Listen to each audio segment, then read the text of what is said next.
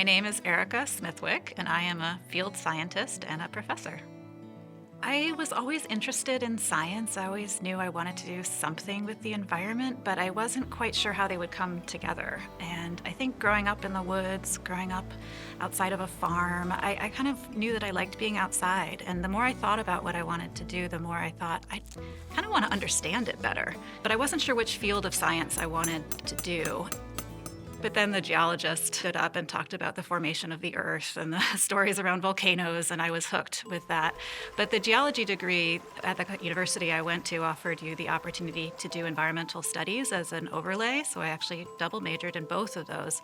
And that kind of combination of learning about how the world works through deep time, but then also understanding how the current environment is shaped, really got me hooked.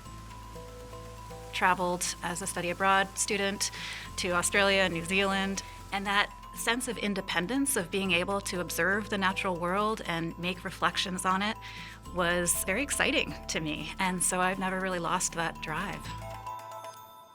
What's interesting is that it's an accumulated number of experiences. So there's no one direct path to becoming a field scientist. I think it's being open to those experiences, finding opportunities to engage in the natural world and become an observer, but also be trained in other kinds of skills. Right now, to be a field scientist, it's also beneficial to have skills in computer science, in fact, or in the digital arts, or in writing. These are all really important skills to be a field scientist.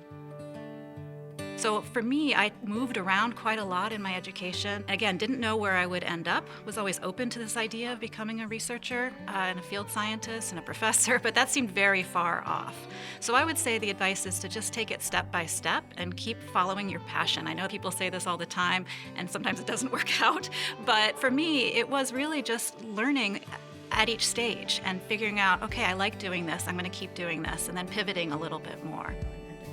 So to become a field scientist, it is very important to have higher education. So I have a Bachelor of Science, I have a Master's of Science, and I have a PhD. And I followed that sequential path of education pretty nonstop, but I know a lot of scientists who took breaks along the way.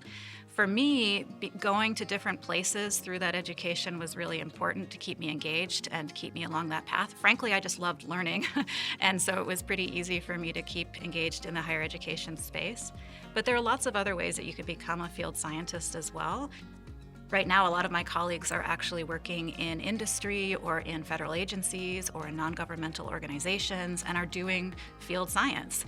And some of those can have a bachelor's degree. If you get a master's degree, that's particularly important. And then you have the opportunity as well to do a PhD, which will help you down the line for advancement.